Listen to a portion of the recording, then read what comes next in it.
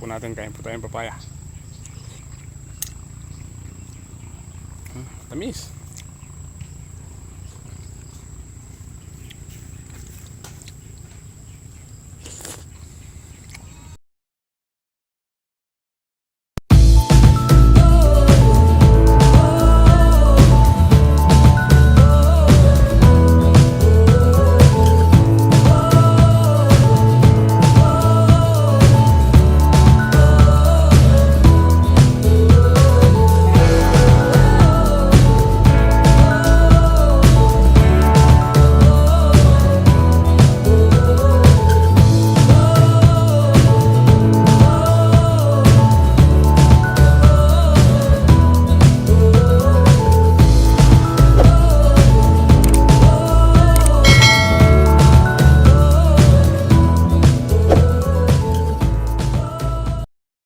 No, ganda bang good afternoon po mga kasama. Bali, kalulusong lang po natin. Tingnan natin yung mga gulay. Bali, di po tayo nakalusong dahil halos kalahating araw po tayong naghahanap ng buyer ng papaya. Nakakita po tayo yung sa Silay, papahinugin. Bukas baka pitasin po natin yung mga papaya. Tapos naghanap-hanap din po tayo ng dyaryo. Kailangan po kasi ibalot sa dyaryo yung yung mga pinapahinog na papaya bago i-bundle. Hindi kagaya nung hilaw, walang selan. Yung pinapahinog, kailangan po talagang i-dyaryo para siguro hindi magasgas. So ayos naman na po, makakita tayo ng buyer, tapos kita rin po tayo ng dyaryo at bundle. Kaya bukas pipitas na lang. Buta muna natin itong mga sitaw. You know, ganda ng kapal na sitaw.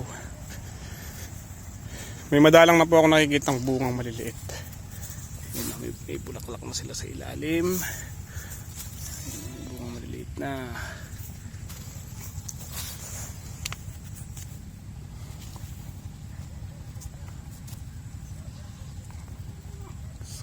Scatter. Naibali na po lahat din sa unang bali. Babali pa yan dito.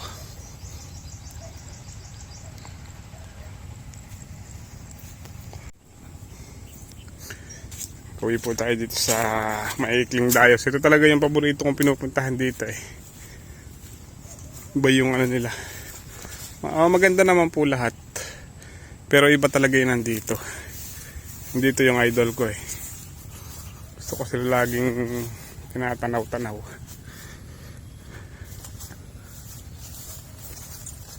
Ito.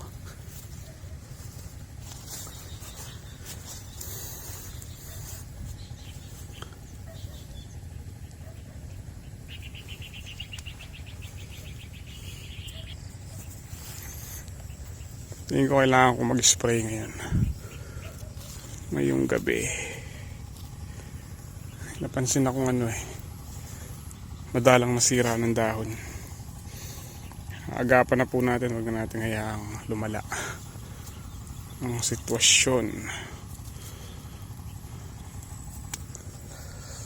So, sana talaga tumama tayo sa presyo ulit dito sa bago po nating tanim na sitaw.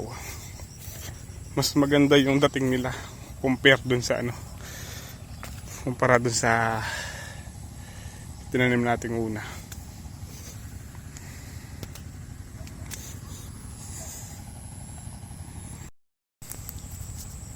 Sabagay, kahit bukas po ng umaga pwede rin tayo mag-spray. Kasi yung pagpitas ng papaya, sabi po sa atin ng buyer, hindi daw po pwedeng pitasin na may hamog or basa pa yung yung bunga ng papaya. Kailangan daw po magpapaano tayo ng ambon. Tuyo tayo ng hamog bago po natin pitasin kasi masisira daw po yung bunga ng papaya pagka binalot mong basa. Kaya magpapatanghali tayo ng konting pipitas. First time po kasi nating magpapa harvest ng papaya. Tayo pala i-harvest. First time po tayong ha-harvest ng papaya, kaya wala tayong idea kung paano yung proseso. O kanina tinuro sa atin ng buyer kung paano po yung proseso. Punta po tayo sa papayahan. Papakita natin yung mga pwede nang pitasin at hindi. Yan, gaya nito. Pag daw po may silay ng ganyan, apat na silay sa ilalim, good siya. Pagka ganito yung itsura naman, parang reject yata to. Ito reject to, pero ito good to. Tapos depende rin po sa size. Pagka daw yata bumaba ng 1 kilo ang bawat isang bunga, small siya. Pero pagka 1 kilo pataas, good siya. Ito po yung ganito po yung pitasin bukas, tsaka yung mas konti pa yung silay dito. Ito gaya nito. May silay na itong mga to nagkamantsa to eh. Tingin ko nagasgasan po ng ng damo.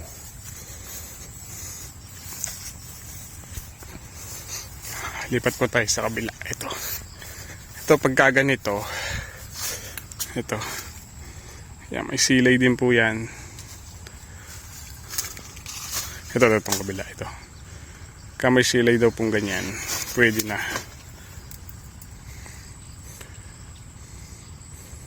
Siguro nasa 1 kilo na isa nito eh. Itong isa na to.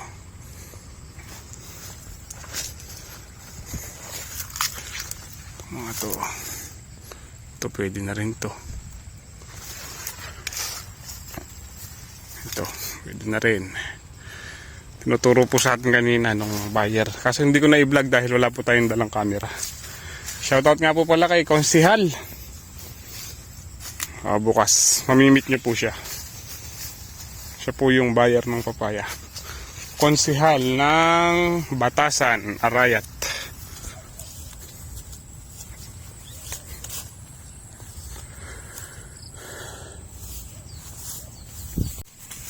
Kanina nung iniikutan po namin to ni Konsihal, yung pong buyer natin, nanghinayang din siya kasi nakita po niya yung mga nalaglag na bunga yan.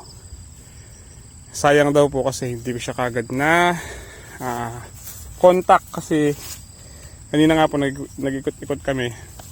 Kanina lang po namin nalaman yung cellphone number niya. Nagtanong-tanong lang po kami sa kabilang ilog. Barangay dito, Santa Isabel. Nakita po niyo yung mga ganyan, mga hulog, yung mga pinagbalatan ng ibon. Nasayang lang daw po yung mga yung mga unang bunga. Kaya nito, ang laki nito, kinain ng ibon.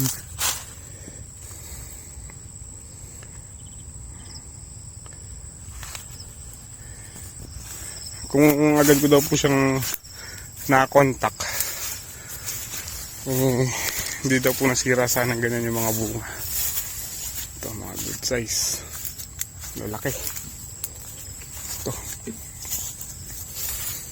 si tatay nagdidilig po ng upo. Ito na, ang daming hinog dun sa hingisa na yun. Zoom natin. Yun, daming hinog nyo, no.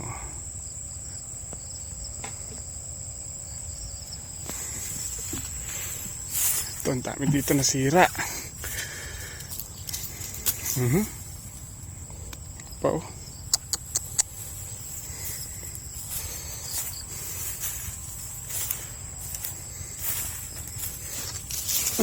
na rin to eh. Ganda to sana oh. Lalaki. Ang lalaki. Pagka may konting silay daw po na ganyan, obra na yan. Pagka ganyan na itsura. Nahinog dun oh. Malalaki rin po yung bunga ng isa na yun. Itong natumba na to, ubos din yung bunga nito oh. Sira. O bukas siguro mga bandang alas 8 yan ang hamog nun, o 8:30 ganyan.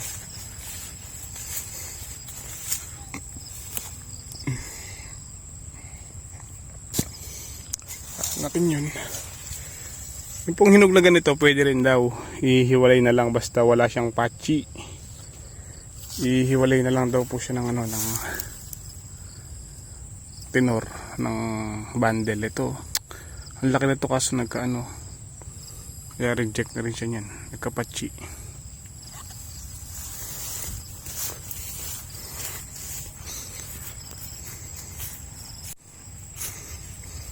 Ito sa isa na to marami-rami siguro makukuha to.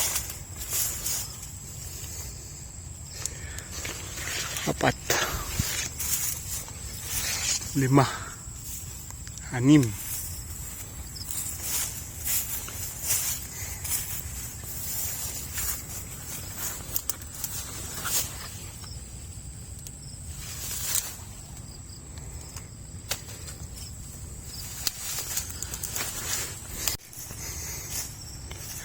Sayang to.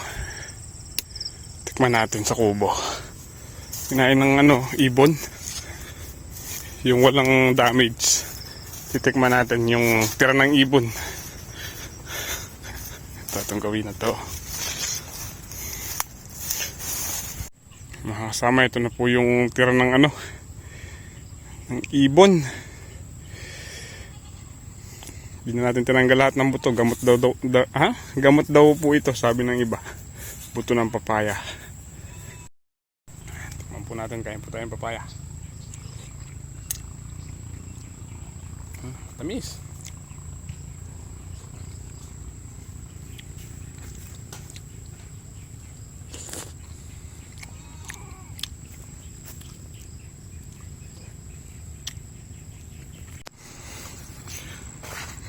Bukas ko na lang po siguro i-spray nyo dito bukas ng umaga. Mas mainam yata nag-i-spray ng maaga kasi gagamit din po tayo ng foliar.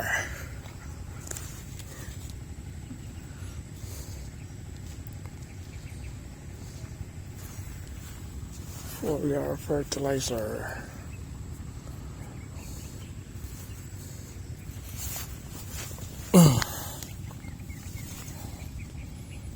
Ang dami na po nilang ano, pamulaklakan. Yun o.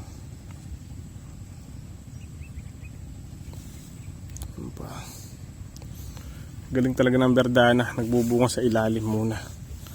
Una po sila nagbubunga sa ilalim. Kaya unang pitas, nasa lupa yung bunga.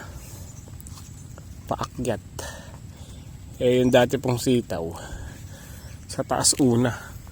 Pagka nagbunga sa ilalim, palaos na, papatay na. Sila baligtad.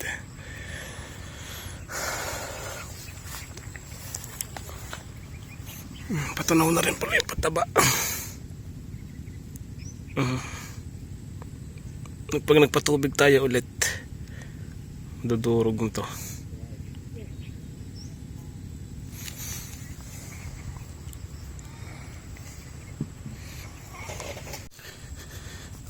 Kuha muna po tayo ng pagkain ng kambing.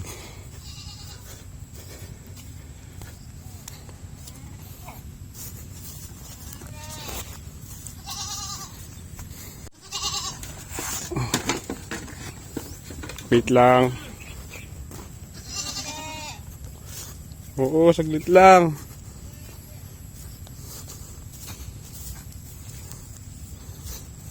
Hihingi na sila ng pagkain.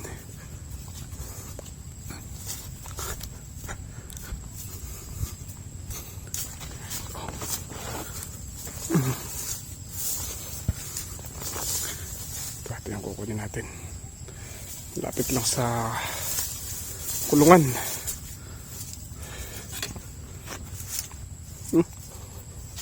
Okay.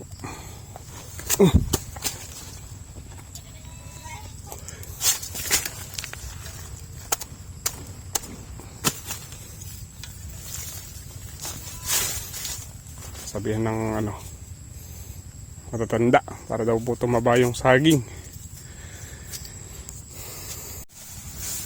Yeah.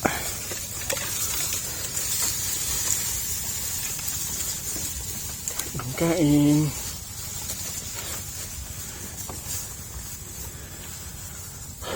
Okay na. Check ko muna pala yung drum kung may tubig pa pang spray bukas ng umaga.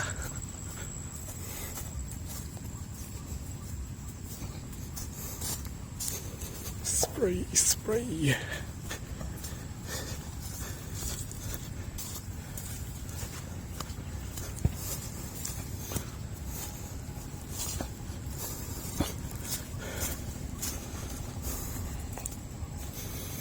Meron pa, kasya pa sa sitaw tsaka sa upo.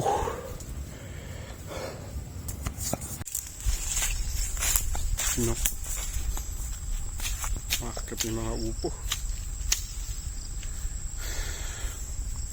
Tayo nakapagpatubig kanina, bukas na lang siguro.